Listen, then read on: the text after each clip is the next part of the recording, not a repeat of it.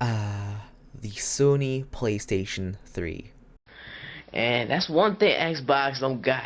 Xbox ain't got games. One of the three consoles in the 7th generation, unless you count the Hyperscan. Oh dear! This generation, it gave way to a fierce console war that hadn't been seen since the SNES Genesis days with the classic Sega does what Nintendo don't ads. When I was younger, I was an Xbox Nintendo kid, but my best friend at the time was a PlayStation kid, and he was the stereotypical has the cooler game library than you friend. The PS3 was the second best-selling console of its generation because of it becoming the underdog and gaining massive popularity over Microsoft's Xbox late in its life. But nobody could dethrone Nintendo because of their 100+ million units sold with the Wii. But I mean, hey, they outsold Microsoft with the Xbox 360, and it sure was a close battle between the two. But to me, the PS3 was always a console that occupied my mind, even when I played on my Xbox or my Nintendo consoles. Because of this and my friends, the PS3's XMB interface always had a specific feel to me. The feeling of, this may not be your territory, but you know it well and you're welcome here. The PS3's interface specifically is just kinda nostalgic to me. The PSP's XMB could never just scratch that itch that the PS3's XMB can. And to be honest, I never owned a Sony home console until a couple years ago. Sure, my brother had a PS4, but my first Sony console that I had to myself was a PS Vita. The one I got after that was my PSP, which I bought about 4 years ago now. But then I got my first Sony home console, which was wholly mine, a PS1. Which also came mod chipped and with a bunch of pirated games. Thanks, Gran. There is an issue with the PS1 though. It has weird video artifacting issues, and I think it's because of the digital to analog converter or some other component related to pushing video out through the RF connector dying. It was happening just a second ago. Why isn't it happening anymore? Either way, I decided, to hell with it. If I'm modding a PS3, I'll just use it to replace that PS1 as well. Now, I do know that there are multiple different ways to mod a PS3, but we're doing it the way that I think I should with this console, which, the console in question, is a CECH21XX console, meaning that it doesn't have native backwards compatibility with the PS2. Then again, there was only one revision here that did, but there are ways around it which I will not be covering. However, it is the last revision which has 100% compatibility with the PS3 exploit method of getting custom firmware onto the console. And my custom firmware of choice?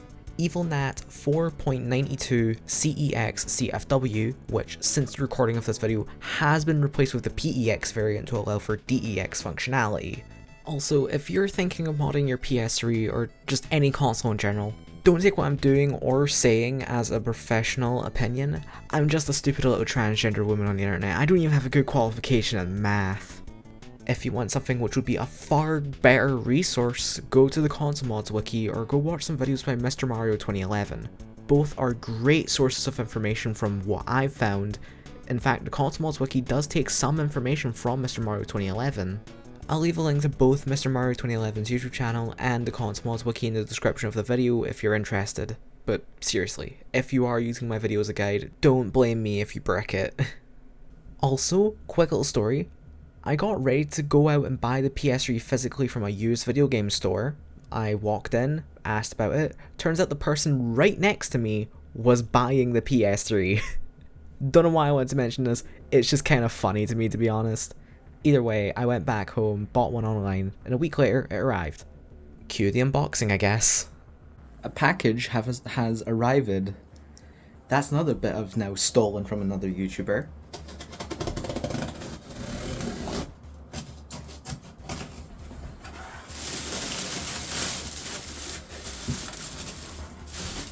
Moment of truth.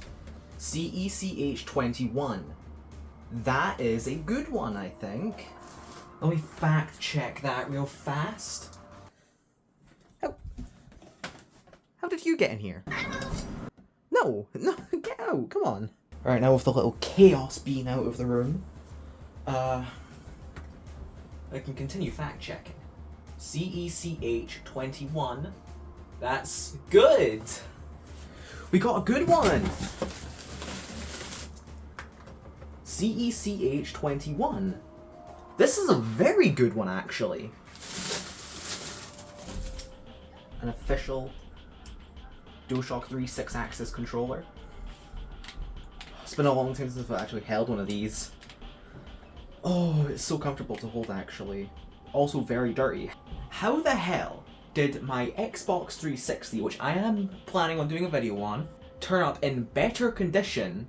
And here, I'll just throw up an image of what the grading chart for the site I use. Discounted is a console which has like dents and things and stuff, cosmetic damage. Unboxed, which is what this is, I'm pretty sure. Let me actually quickly look at my order. This controller is like dirty. This is definitely gonna need like a bit of a wipe down. But I'll throw up some footage of me unboxing the Xbox 360 real quick. It came in like pretty much mint condition, yet it was labeled as discounted. Look at that. They said you might not get the special edition controller. I got the special edition controller. Whoa. So for the controller, I need to go cannibalize some. So, one moment. Rubber band. Oh. Like, alright, I guess that's living on the floor forever now. I get it, it's a used game store, it's not gonna be like, you know, like, the premium quality or whatever. But I expect at least, you know, good quality stuff. Yeah, CEX uses this kind of, like, paper. Oh my god, it's so satisfying. It just unleashes the autism in me. Okay, so we need to get this PS1 out of here and get the PS3 in there. And actually, as well, I do not have any PS3 games. Oh, but I do have this. An original copy of Metal Gear Solid.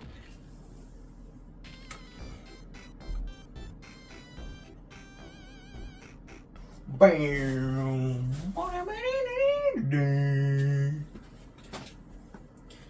I make my own fun. And now, there's some cables back here. So what are we gonna do with them? Push them back through the hole. I have like no labeling on any of these, but they're everywhere. Can't reach. There's nothing but cable down there. I think I know what I need to use. The drumstick. I feel like Peter in that Once in a Family Guy where he gives Chris the dead toad. And this is a damaged HDMI cable. They gave me a damaged HDMI cable. It's only a little tilt, so we'll see how it works.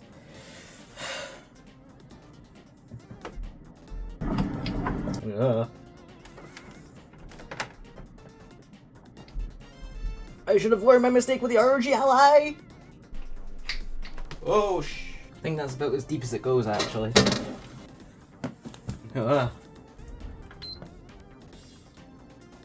Sony Interactive Entertainment. What's the date today? Is it the 27th? We can set up by time later, I think, right? Oh yeah, I forgot. Sony had this funky way of inputting text. Let's put my name in there. Why not? Actually, Splingo. Should we go for Splingo again? What should I name? Splinger. Actually, Splingo. Splingo. Splingo. Oh my god. Oh, I don't know if you can see that. Look in the middle of the D-pad. That is disgusting. I've just touched that. Oh, that's fucking disgusting. I'm having to touch this. Okay, my hand has absorbed all of the sticky. There we go. That is the time. Oh, we're not even on the latest. That's cool. And because our console is compatible with CFW, we're going to go to the PS3 exploits. There's always a chance of breaking your console, yes. So, I'm not sure what I'm supposed to do here. I have Not used. Oh, USB device, data traveler. What? There are no tracks. Lies. Yeah, look at that. It is Marsha, thank you for the dialogues when you needed to leave on it, so there is definitely music on there. Formats. Oh, PS3 toolset.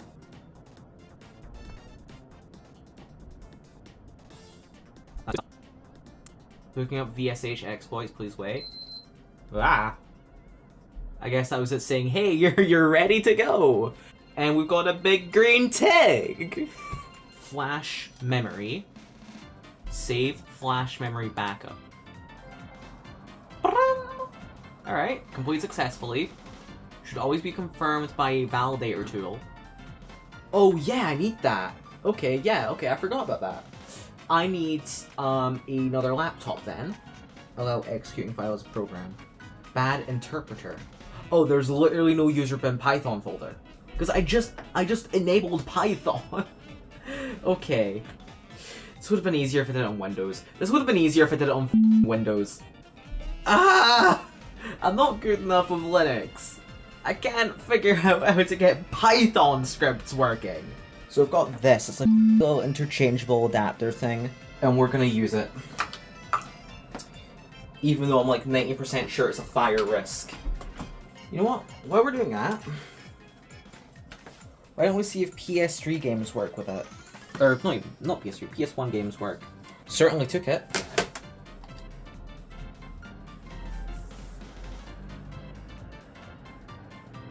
And...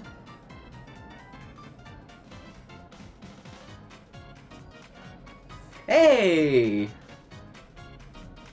Piracy harms consumers! Since when? Hey! It does hold the charge. Okay, so we've established...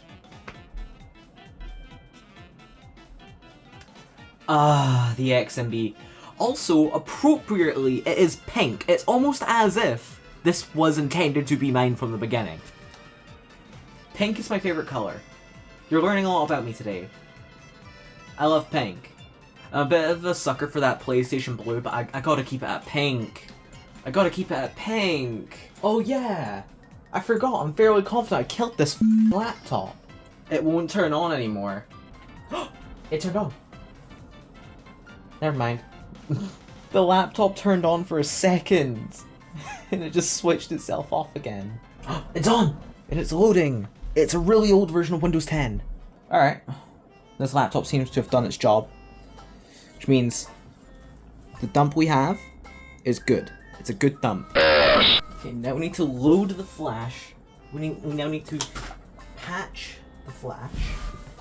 So we go back over to the internet browser. I actually did have a bit of trouble getting the PS3 toolset to work. Something it does not actually mention in this is that you should restart your console after you open the site for the first time and you dump the flash. Otherwise you're going to have issues with getting the PS3 exploit to work again. So just restart the console seems to work. I'm going to want to go to System Manager. Then scroll over the flash memory patch folder. Flash memory patch. Here it is. Then load patch via HTTP.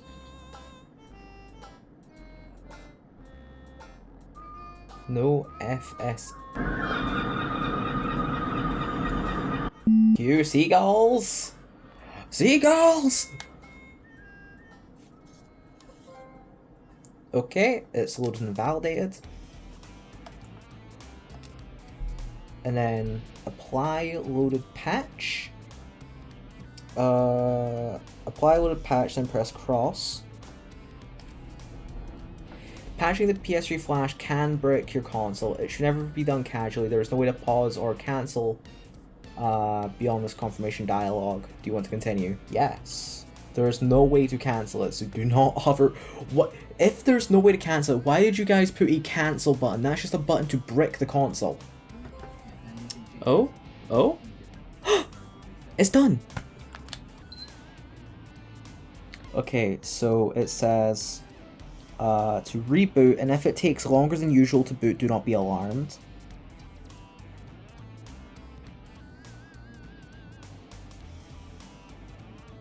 That was very fast, actually. Now we can install CFW. Yep, USB device is detected. Oh, here it is. Update via storage media. Yep. Log update was found 4.92 EvilNat CEX. Start.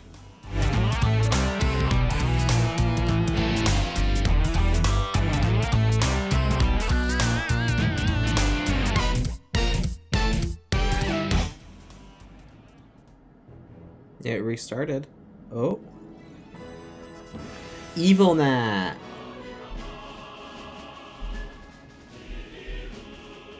And now we're on custom firmware. Here we go. Version 4.92. S launch. What the what did I do? I think I froze it. Wow, 5 minutes into having custom firmware on a PS3 and I've already crashed it. But yeah, I'm just gonna go ahead and start installing shit onto this. So I'm gonna have fun with that.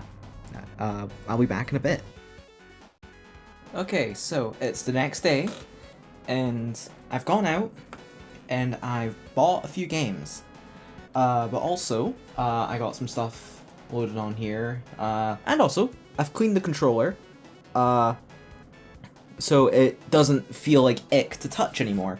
Does the DVD, or not DVD, does the Blu-ray stuff work in it? Because testing a PS1 game only tests does CD playback work. There are different lasers. Because Blu-ray uses a blue laser, CDs use red lasers. What's a game that won't get us banned in certain countries because of a big corporation run by a big mouse that is in the public domain? Well, Gran Turismo 5.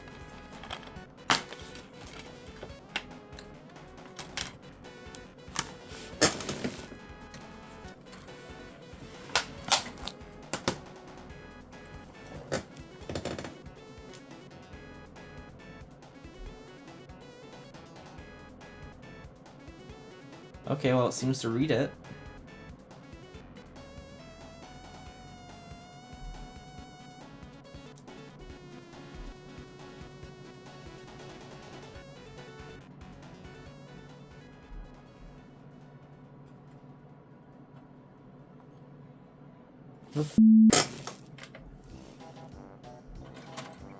Did they sell me a damaged disc? I don't know. We'll try Uncharted 2. Maybe we'll get better luck. But these discs look spotless. So I don't know what the problem is. Okay, it's actually... Oh, okay. It's actually reading it this time. Let's cancel that. And let's... Okay, so...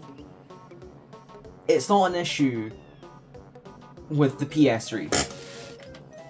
It's an issue with the disc. I'll need to go back at some point and say, hey, this disc doesn't work in my PS3.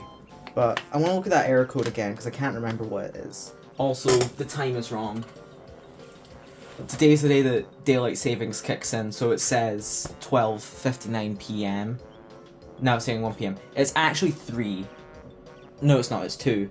Yeah, it seems to be, according to this forum post from GameSpot, it does seem to be an issue with the disc, so I need to go back to where I bought them, to where I bought this copy of Gran Turismo 5, and tell them, hey, this disc isn't playing, and the other discs play fine.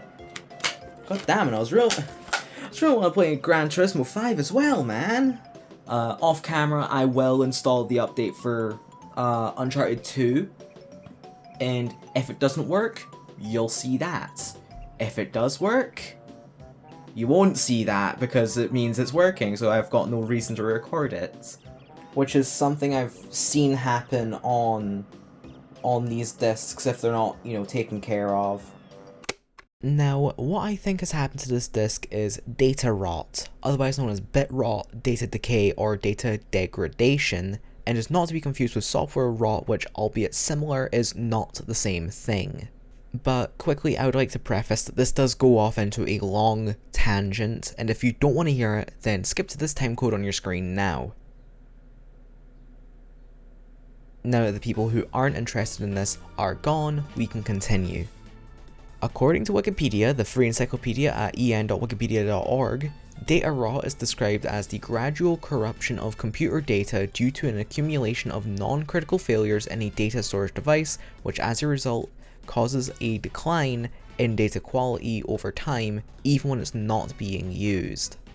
Although occurring in many different types of storage media, such as solid state, magnetic media such as hard drives and floppy disks, but also optical media such as CDR, DVD-R, and what is most likely our case, BDR or Blu-ray Disc Recordable. Wikipedia and the Canadian government's Conservation Institute guidelines, because they probably were looking for something to do that was interesting on a Saturday evening, are mostly aligned with each other. Wikipedia states that you should store discs in a cool, low humidity and dark location, while the CCI, otherwise known as Canadian Conservation Institute, says that you should store them in a cool, dry environment, in the vertical orientation in a standard size dual case without additional materials in the case. However, the Canadian Conservation Institute details that ignoring these guidelines can lead to premature failure of discs in as little as 2 to 10 years. And goddamn, the owner of this copy of Gran Turismo 5 and the copy I got it replaced with must have been trying to speedrun ignoring these guidelines. Although, this could have been due to defects in the production of the actual disc itself, because the CCI earlier in the publication detailed that the manufacturing quality does play a key role in data conservation, but also Blu-ray discs just don't last as long as CDRs or DVD-Rs, which have an average longevity of about 50 to 100 years. At the top end, BDREs have an average longevity of 20 to 50 years, and it can go as low as 5 to 10 years with BDRs in die or non-die single or dual layer. Not to be confused with the longer lasting BDR non-die gold metal layer, which has an average longevity of 10 to 20 years. Do tread lightly though with these numbers, as they are from the Great White North, the land of snow, so naturally they are probably getting better numbers because it's cold in Canada. However, that just proves something I believe even further.